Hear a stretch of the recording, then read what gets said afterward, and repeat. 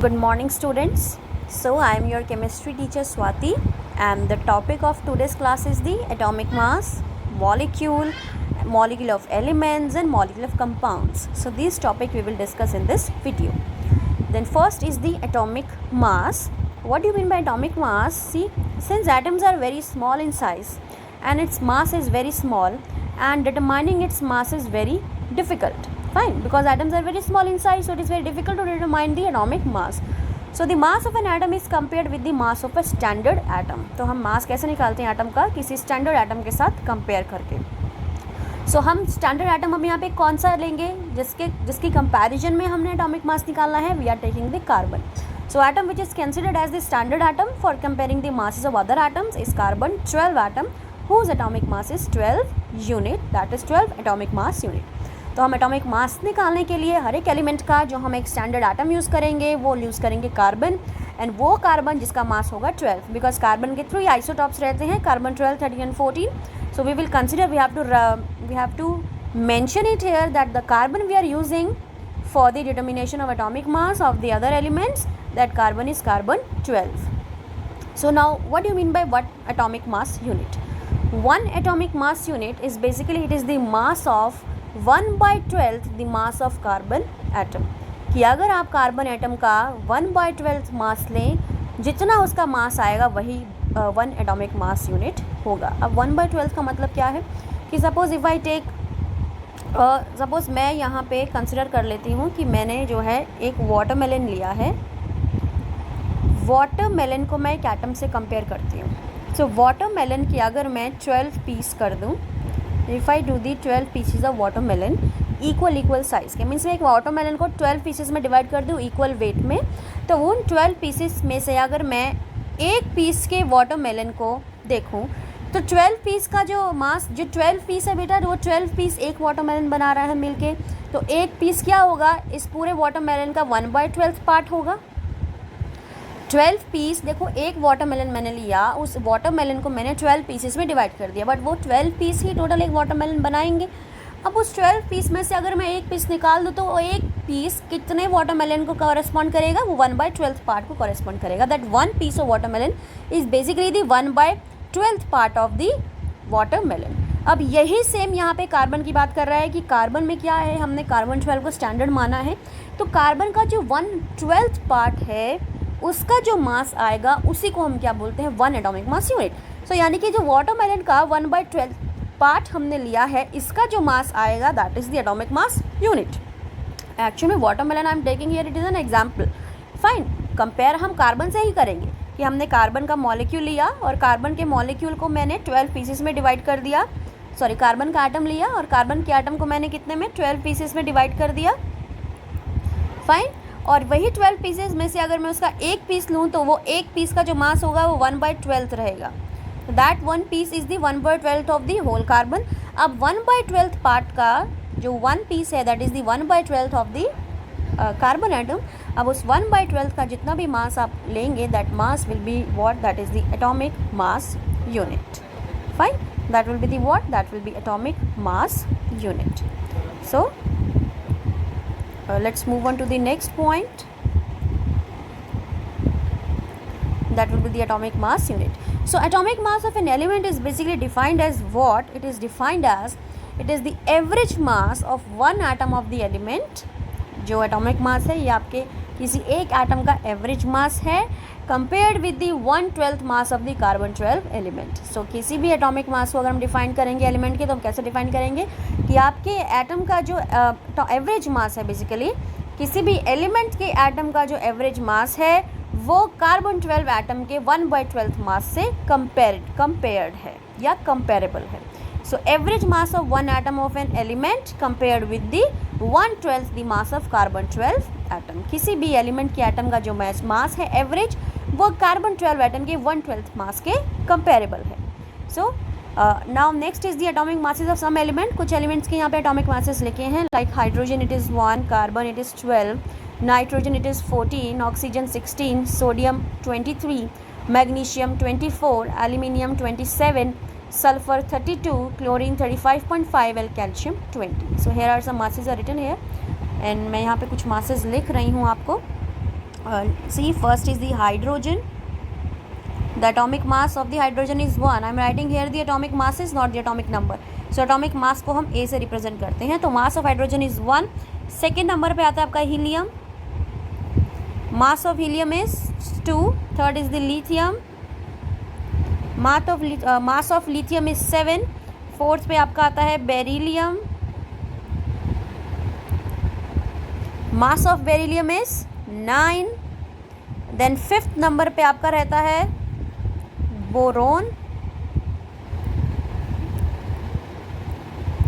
Mass of boron is 11. ये 5 हैं. Z atomic number होता है बेटा. तो एटॉमिक नंबर की बात करें तो हाइड्रोजन का एटॉमिक नंबर 1 है, हीलियम का 2 है, लिथियम का 3 है, बेरिलियम का 4 है और बोरोन का 5 है. तो ये 5 एटॉमिक नंबर्स हैं यहाँ पे. First is hydrogen, second helium, third lithium, fourth beryllium, fifth is boron. Z is basically the symbol of atomic number. A is the symbol of atomic mass. Atomic mass of hydrogen is 1, helium is 2, lithium is 7, beryllium is 9, boron is 11. Now next, number 6 पे क्या रहेगा अब आपका? Number 6 पे रहता है carbon. So carbon अब हम पढ़ लेते हैं. नंबर 6 पे आपका है कार्बन. 6 जो है that is the carbon. Atomic mass is 12. 7 पे is the nitrogen. Atomic mass is 14. 8 is the oxygen. Atomic mass is 16. 9 पे आपका है fluorine. Atomic mass is 18. Fine. And 10 पे आपका है neon. Atomic mass is 20. Clear है? ये आपके एटॉमिक मासेस हैं. जो 10 तक आपके एलिमेंट्स गिवन हैं उनके एटॉमिक ही आपके मासेस हैं. So now let's move on to the next slide or the next topic. So next is the molecule. Some other atomic masses are also mentioned here, so वो भी आपको याद करने हैं. For example, sodium it is 23 and magnesium it is 24, aluminium it is 27, sulfur is 32, chlorine is 35.5, calcium is 40. Fine. Now next is the molecule. A molecule is the smallest particle of an element or a compound which exists independently and shows all the properties of that substance. अब देखो molecule क्या कह रहा है. molecule भी एक smallest particle है किसी element का या कंपाउंड का, बट मॉलिक्यूल जो है इंडिपेंडेंटली एग्जिस्ट करता है और सारी प्रॉपर्टी शो करता है उस सब्सटेंस की. बट एटम के केस में क्या था कि वो इंडिपेंडेंटली एग्जिस्ट कर भी सकता है और इंडिपेंडेंटली एग्जिस्ट नहीं भी कर सकता. बट मॉलिक्यूल में this is the strictness that it will exist independently and show all the properties of that substance. And molecule is a group of 2 or more elements that are held together by attractive forces. molecule में एक से ज़्यादा atom रहेगा किसी भी element का. So atoms of the same element or different elements can join together to form molecules. तो same element का भी atom join करके एक molecule बना सकता है और different atoms का भी different atoms भी join करके एक molecule बना सकते हैं. जैसे कि यहाँ आपको गिवन है NN, this is the N2. अगर आप यहाँ पे देखें दिस इज़ दी NN, ये मॉलिक्यूल है. 2 nitrogen same element, 2 atom same है N2. 2 ऑक्सीजन सेम एलिमेंट है O2. This is CO2. यहाँ पे 2 डिफरेंट एटम्स है कार्बन एंड ऑक्सीजन, बट ये मॉलिक्यूल है बिकॉज यहाँ 2 से 1 से ज़्यादा एटम प्रेजेंट है.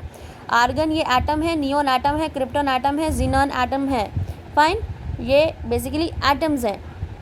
अब यहाँ पे मीथेन को देखें तो मीथेन में भी 2 टाइप के एटम्स है, carbon and hydrogen, but number यहाँ पे 5 हो गए. ये एक मॉलिक्यूल बना रहा है. सिमिलरली H2 भी आपका मॉलिक्यूल बना रहा है. 2 हाइड्रोजन्स हैं सेम ही एलिमेंट के. हीलियम आपको सिंगल एज एटम फॉर्म में यहाँ पे दिख रहा है. ठीक है. नाउ नेक्स्ट अब मॉलिक्यूल्स आपको गिवन है यहाँ पे H2, O2, N2, Cl2, NO, H2O, NO2, CO2. ये सारे मॉलिक्यूल्स हैं जो एक से ज़्यादा एटम से बेसिकली बने हैं. फाइन. सो एक से ज़्यादा आइटम से जितने भी मॉलिक्यूल्स बनेंगे, जो भी चीज़ बनेगी एक से ज़्यादा एलिमेंट से, उसको हम क्या बोलेंगे?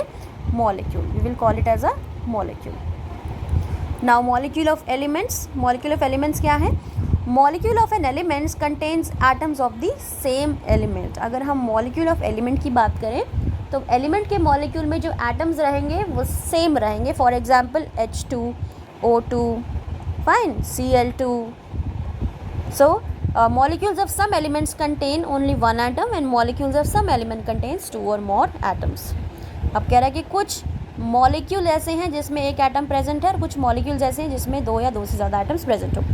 अब ये उन मॉलिक्यूल्स की बात कर रहे हैं कि एक एटम किन मॉलिक्यूल में प्रेजेंट होगा? उन मॉलिक्यूल में जो बेसिकली एलिमेंट्स जो हैं नॉन रिएक्टिव हैं. ठीक है ना. ऐसे एलिमेंट्स जो रिएक्ट नहीं करते, जो बहुत ही इनर्ट हैं, नॉन रिएक्टिव है, वो element as a molecule exist करेंगे वन एटम की फॉर्म में।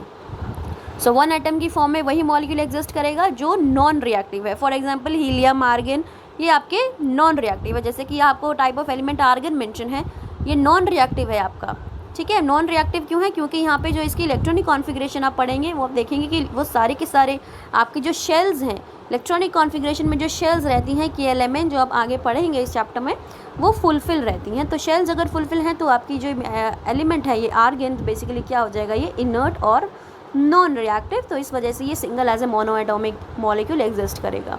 Fine. So here argon is having the monoatomic molecule, helium is monoatomic, it is, ये सारे नॉन मेटल्स हैं आपके जो मेंशन है यहाँ तक। Oxygen is diatomic because oxygen as an O2 exist कर रहा है मॉलिक्यूल। हाइड्रोजन भी diatomic, it is existing as an H2। Nitrogen it is the N2 diatomic.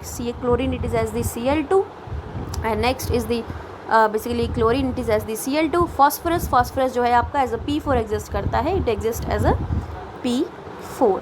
4 molecules phosphorus के कंबाइन करते हैं टुगेदर, ये एलिमेंटल फॉर्म है इसका। सल्फर में S8, this is the elemental form of sulphur. Similarly sodium है, sodium भी monatom exist करेगा, metal as an Na। Iron भी एज ए मोनोटॉम एग्जिस्ट करेगा, that is Fe। And aluminium भी एज ए मोनोटॉम एग्जिस्ट करेगा, that is Al। तो ये सारे मोनोटॉमिक मॉलिक्यूल्स हैं। फाइन। सो अब इसके बाद हम नेक्स्ट स्लाइड पे मूव ऑन करते हैं, जहाँ हम पढ़ेंगे मॉलिक्यूल ऑफ सम कंपाउंड्स। ठीक है बेटा। तो मॉलिक्यूल ऑफ एलिमेंट्स हमने देखे कि मॉलिक्यूल ऑफ एलिमेंट्स में एक ही तरीके का आपका जो है एलिमेंट प्रेजेंट रहेगा।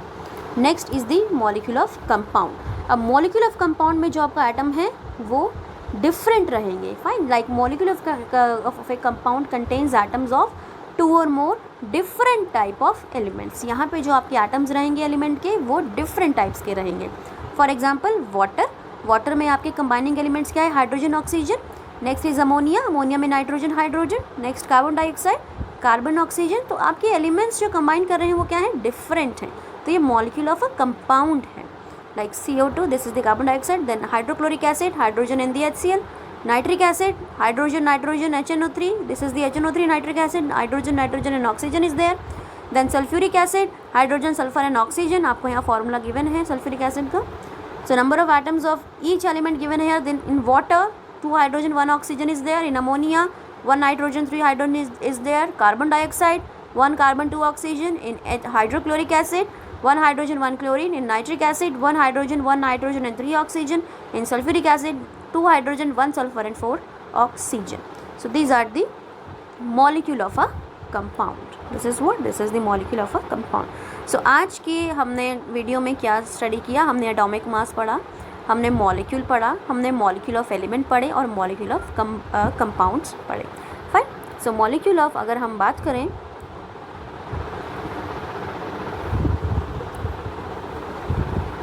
अगर हम बात करें एटॉमिक मास की, तो हमने एटॉमिक मास में क्या देखा कि एटॉमिक मास जो है किसी भी एलिमेंट का जब भी हम निकालेंगे तो उसको कार्बन 12 से कंपेयर करके निकालेंगे और उसका जो भी एलिमेंट का एवरेज एटॉमिक मास रहेगा वो कार्बन के 1/12 पार्ट से कंपेरेबल रहेगा। फिर हमने मॉलिक्यूल पढ़ा, दैट मॉलिक्यूल क्या है, मॉलिक्यूल एक ऐसा स्मॉलेस्ट यूनिट है, किसी भी molecule is basically the smallest unit जो इंडिपेंडेंटली एग्जिस्ट करेगी। फाइन। और मॉलिक्यूल जो है वो एक या एक से ज़्यादा आइटम्स का होगा। देन हमने मॉलिक्यूल ऑफ एलिमेंट पढ़ा, देन हमने मॉलिक्यूल ऑफ कंपाउंड्स पढ़ा। So this is it in this video. Next video में मैं इसके आगे का chapter I will be discussing.